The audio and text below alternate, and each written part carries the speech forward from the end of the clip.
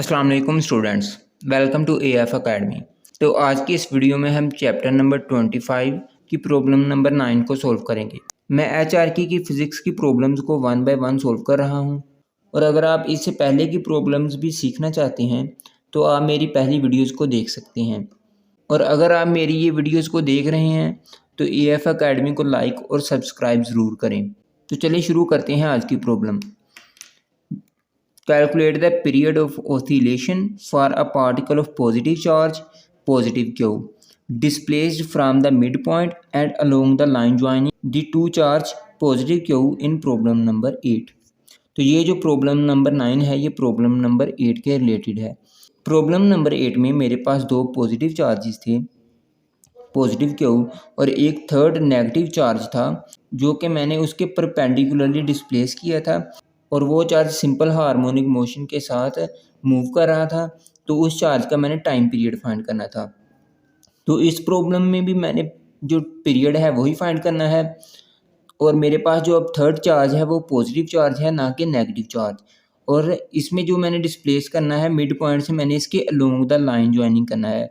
मतलब कि जो दो चार्जेस के दरमियान फोर्स है उसी लाइन के ऊपर ही मैंने उसको डिस्प्लेस करना है, ना कि परपेंडिकुलरली। तो इस प्रॉब्लम में मेरे पास गिवन है टू फिक्स्ड चार्जेस जो कि पॉजिटिव चार्जेस हैं, पॉजिटिव क्यू और positive Q. Distance between them, और इन दोनों चार्जेस के दरमियान जो डिस्टेंस है वो डी है। A third positive charge positive Q, और उसका मास एम है, जिसको मैंने डिस्प्लेस किया है small distance x along the line joining. ठीक है ना। और इसमें मैंने इसका टाइम पीरियड फाइंड करना है। तो सबसे पहले मैं एक सिंपल सी डायग्राम बना लेता हूँ। एट इक्विलिब्रियम मेरे पास दो पॉजिटिव चार्ज पॉजिटिव क्यों हैं, एक इसके मिड पॉइंट पे मेरे पास थर्ड चार्ज पॉजिटिव क्यों है। दो जो पॉजिटिव क्यों हैं इनके दरमियान का डिस्टेंस डी है। पॉजिटिव क्यू और स्मॉल पॉजिटिव क्यू के दरमियान का डिस्टेंस होगा d/2, और इन दोनों के दरमियान का भी डिस्टेंस आएगा d/2। क्योंकि ये तमाम चार्जेस पॉजिटिव हैं तो हम सब जानते हैं कि जो पॉजिटिव चार्जेस हैं वो रिपेल करते हैं एक दूसरे को, और ऑपोजिट चार्जेस अट्रैक्ट। तो इनके दरमियान रिपल्जन की फोर्स है।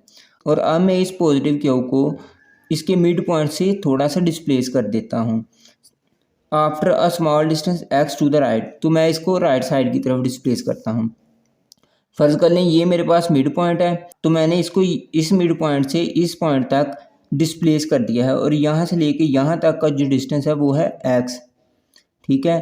तो अब मेरे पास जो इस पॉजिटिव चार्ज और इस पॉजिटिव चार्ज के दरमियान डिस्टेंस आएगा वो है d/2 प्लस एक्स।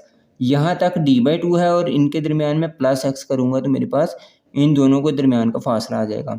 और इसी तरह जो इन दो चार्जेस के दरमियान का डिस्टेंस है वो है d/2 माइनस एक्स। और अब मैं इस पॉजिटिव चार्ज और इस पॉजिटिव चार्ज के दरमियान जो फोर्स है वो फाइंड कर लेता हूँ।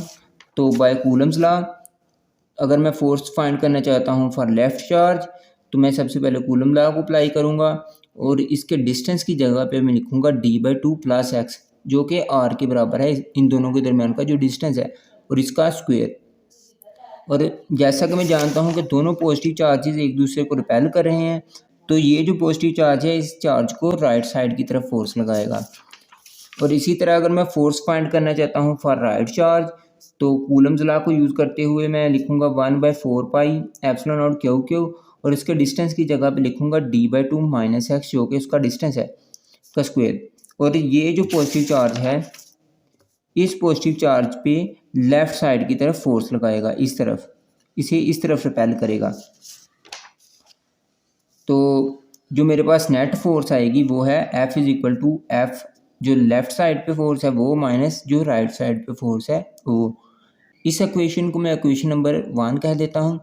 अगर इस इक्वेशन में मैं लेफ़्ट साइड की फोर्स और राइट साइड की फोर्स की वैल्यूज़ को पुट करूँ तो मेरे पास आ जाएगा 1/4 pi Q Q d/2 plus X का स्क्वायर, और इसी तरह minus 1/4 pi Q Q d/2 minus X और इसका स्क्वायर। इस इक्वेशन में मेरे पास ये टर्म और क्यू क्यू और यहाँ भी क्यू क्यू, ये तमाम चीज़ें कॉमन हैं, तो इनको मैं बाहर लिख लेता हूँ एज अ कॉमन। और अंदर मेरे पास बच गया d/2 प्लस एक्स का स्क्वायर, और यहाँ d/2 माइनस एक्स का स्क्वायर। यहाँ मैं लेट कर लेता हूँ कि ये कोई भी इज इक्वल टू d/2। तो इस इक्वेशन में मैं अब d/2 की जगह पे a लिखूँगा। Then F is equal to Q Q 4 pi epsilon naught A plus X का स्क्वायर और यहाँ लिखूंगा ए माइनस एक्स का स्क्वायर। तो यहाँ से मैं ए प्लस एक्स के स्क्वायर को और ए माइनस एक्स के स्क्वायर को यहाँ नीचे लिख लेता हूँ। तो यहाँ मैं अगर देखूँ तो ए प्लस एक्स का स्क्वायर यहाँ से इसके साथ कट गया और ए माइनस एक्स का स्क्वायर यहाँ मैं ऊपर लिख दूंगा माइनस। इसी तरह ए माइनस एक्स का स्क्वायर यहाँ कट जाएगा और ए प्लस एक्स के स्क्वायर को मैं यहाँ ऊपर लिख दूंगा। इन दोनों को जब मैं ओपन करूँगा तो इनके ऊपर जो फार्मूला लगेगा वो है ए प्लस बी का स्क्वायर और ए माइनस बी के स्क्वायर का। अब इन दोनों में यही फ़र्क है कि ए प्लस बी के स्क्वायर में इसके साथ प्लस आएगा और ए माइनस बी के स्क्वायर में इसके साथ माइनस। तो यहाँ मैं लिखूँगा A square plus X square minus 2x और ये माइनस वैसे ही A square plus X square plus 2ax और नीचे उसी तरह। इसको अगर मैं ओपन करता हूँ तो यहाँ जो माइनस है इसके अंदर जो साइंस है उनके साथ मल्टीप्लाई होगी। तो यहाँ प्लस है तो प्लस माइनस माइनस, यहाँ भी माइनस। तो यहाँ मैं लिखूँगा A square plus X square minus 2x minus A square minus X square minus 2ax। ये ए स्क्वायर इस ए स्क्वायर के साथ, ये एक्स स्क्वायर इस एक्स स्क्वायर के साथ कट गया तो मेरे पास बच गया है माइनस 2x और माइनस 2x। तो माइनस माइनस प्लस होगी, साइन माइनस का ही आएगा। तो माइनस 4ax हो जाएगा और नीचे मेरे पास आ जाएगा ए प्लस एक्स का स्क्वायर ए माइनस एक्स का स्क्वायर। और अगर मैं इस डायग्राम में देखूं कि ये जो डी है ये निस्बतन बहुत बड़ा है, ये जो एक्स मैंने डिस्प्लेस किया है, फ़र्ज़ कर लें कि जो मैंने डिस्टेंस एक्स डिस्प्लेस किया है वो बहुत ही छोटा है डी के मुकाबले में। ये दोनों चार्जेस बहुत ही बड़े डिस्टेंस पे रखे गए हैं और जो मेरा थर्ड चार्ज है उसे मैंने बहुत ही छोटे डिस्टेंस के साथ डिस्प्लेस किया है। तो यहाँ मैं लिखूँगा कि एक्स बहुत ही छोटा है ए के मुकाबले में। ए मेरे पास है d/2, तो जो इसका मिड पॉइंट है उसके मुकाबले में ये बहुत ही छोटा है, नियरली इक्वल टू 0। तो यहाँ मैं एक्स की जगह पे 0 अगर पुट करूँ तो मेरे पास यहाँ से बचेगा ए स्क्वायर और यहाँ से भी बचेगा ए स्क्वायर। क्योंकि ये दोनों मल्टीप्लाई हो रहे हैं तो जो पावर्स हैं वो प्लस होंगी, तो 2 2 4 हो जाएगा, तो ए की पावर 4 आ जाएगा। तो इस टर्म की जगह पे मैं ए की 4 लिखूँगा। ये जो 4 है इस 4 के साथ कट गया, ये ए यहाँ कटेगा तो यहाँ 3 बच गया। तो यहाँ रह गया मेरे पास minus Q Q pi epsilon nought X और ए की क्यूब। अब इस इक्वेशन में मैं ए की जगह पे जो इसकी ओरिजिनल वैल्यू थी d/2 वो पुट करूँगा। तो यहाँ आ गया a is equal to d/2। तो अगर a की क्यूब में लूँ तो यहाँ आएगा d की क्यूब और नीचे आ जाएगा 8। तो उस इक्वेशन में मैंने d की क्यूब बाई 8 को पुट किया। ये 8 यहाँ डिवाइड हो रहा है, अगर मैं इसे रिवर्स करूँ तो ऊपर जाकर मल्टीप्लाई होगा। तो यहाँ आएगा minus Q cube pi epsilon not 8x d की क्यूब। तो अगर x को मैं ज़रा अलहदा कर लेता हूँ तो मेरे पास आ जाएगा minus 8 Q cube pi epsilon not D की क्यूब और x। क्योंकि ये जो मेरे पास सिस्टम है इसमें जो चार्ज है वो सिंपल हार्मोनिक मोशन के साथ ऑसिलेट कर रहा है। तो सिंपल हार्मोनिक मोशन के लिए जो फोर्स का फार्मूला है वो है F is equal to minus K X. तो इस इक्वेशन को मैंने इक्वेशन नंबर 3 का नाम दे दिया है। अगर इक्वेशन नंबर 2 और 3 को मैं कंपेयर करूँ एक दूसरे के साथ तो मैं देख सकता हूँ कि ये दो फोर्सेस सेम है और ये एक्स भी सेम है और ये नेगेटिव साइंस भी सेम है। तो यहाँ जो के है इस इक्वेशन में मैं इस टर्म के बराबर रख सकता हूँ। तो के की वैल्यू मेरे पास आ जाएगी K is equal to 8 Q Q pi epsilon और डी की क्यूब। तो टाइम पीरियड मैंने इस प्रॉब्लम में फाइंड करना है। तो मेरे पास जो टाइम पीरियड टी है उसका फार्मूला है 2 पाई ओमेगा। तो ओमेगा की वैल्यू फाइंड करने के लिए मैं ओमेगा का फार्मूला अप्लाई करूँगा जो कि है k/m और इसका स्क्वायर रूट। तो यहाँ मैं k की वैल्यू को पुट करूँगा, m यहाँ डिवाइड हो रहा है तो इसके नीचे फ़र्क करने 1 है। इसको अगर मैं रिवर्स करूँगा तो ऊपर वाले टर्म के साथ 1 मल्टीप्लाई होगा और नीचे m। तो यहाँ से मेरे पास आ जाएगा ओमेगा की वैल्यू जो है omega is equal to 8 Q Q pi epsilon m नीचे मल्टीप्लाई हो गया m d की क्यूब। फॉर टाइम पीरियड के लिए मैं उसका फार्मूला लिख लेता हूँ। यहाँ ओमेगा की वैल्यू को अगर मैं पुट करूँ तो ये मैंने ओमेगा की वैल्यू पुट कर दी है।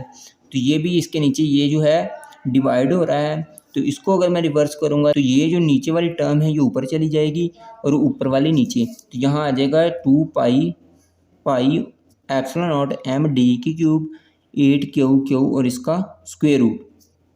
अब इस 2 पाई को मैं इसके अंदर लेके जाना चाहता हूँ। तो जैसा कि आप देख सकते हैं कि मैं इसे लिख सकता हूँ 2 पाई इज इक्वल टू 2 पाई का स्क्वायर और इसका स्क्वायर रूट। अगर स्क्वायर रूट को इसके साथ काटें तो यही आ जाएगा। और इसमें अगर मैं इस स्क्वायर को ओपन करूँ तो यहाँ आ जाएगा 4 पाई का स्क्वायर और इसका स्क्वायर रूट। तो जब मैं इस टर्म को इसके अंदर लेके जाऊँगा तो उसका आंसर आएगा 4 पाई का स्क्वायर।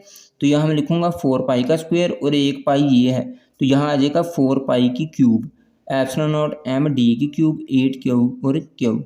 ये 4 1 ज़ा 4, 4 2 ज़ा 8। तो यहाँ मेरे पास आएगा पाई की cube epsilon naught M D की क्यूब 2 क्यू क्यूब। और इस टर्म को मैं इस तरह भी लिख सकता हूँ 1/2 की फॉर्म में। अब ये मेरा टाइम पीरियड आ गया है फॉर प्रॉब्लम नंबर 9। तो यही मैंने फाइंड करना था।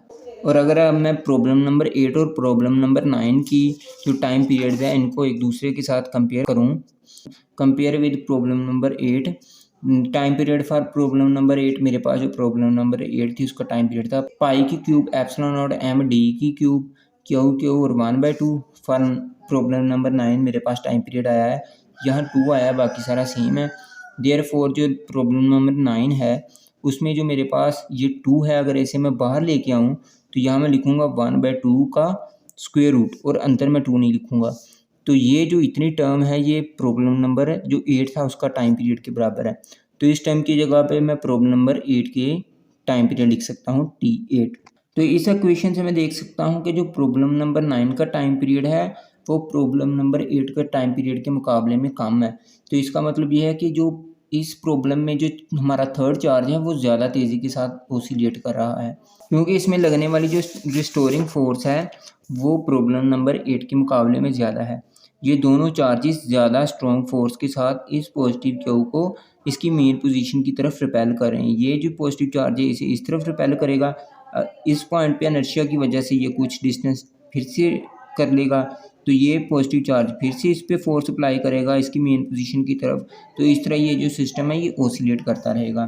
तो चलें इस पॉइंट पे हम जो आज की वीडियो है इसको ख़त्म करते हैं।